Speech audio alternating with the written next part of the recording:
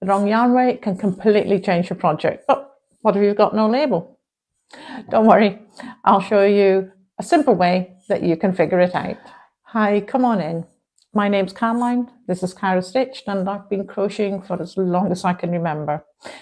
Today, I'm going to show you a way that you can figure out your yarn weight. So how will I find out what weight the wool is so that I can use it for projects and know which projects will work out with it? Well, the method used is wraps per inch, and for that you'll need a ruler that you can use. It has inches on it, and obviously your wool. Really simple, really easy method, and I'll show you how to do it. So I have my wool and my ruler, and what you do is you want to look at the inches here, and I'm going to use the inch between the 4 and the 5 just because it's in the middle of my ruler. And what you do is the wraps per inch. Now you don't want to wrap it really tightly, so you just take your wool, make sure it's along your edge there of your 5 or whichever one you're using. Just wrap it round. You don't want it to be wrapped really tightly, but you do want it to be reasonable, and you also want it to be together but not pushed too near together.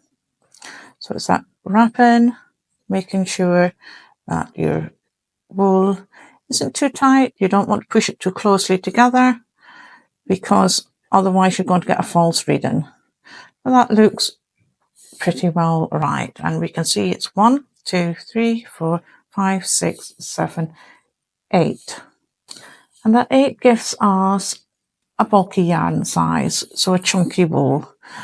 But I tend to do it 3 times just to make sure that I've got an accurate measurement, because you do find sometimes it comes out differently, especially when you've got the finer wools. They can come out to be different, and you want to make sure that you've got an accurate size. 8, 9, so I've got 9 that time.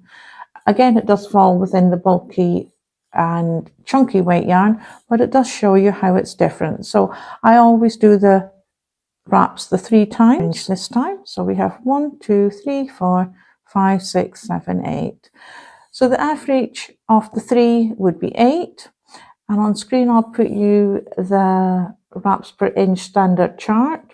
You can see on that 8 comes within the bulky weight, which is the chunky weight, which is 7 to 9 wraps per inch. This is 8, so right in the middle. So it's definitely a chunky or bulky weight yarn. You can use any yarn that you have, even those without a label, and figure out its weight.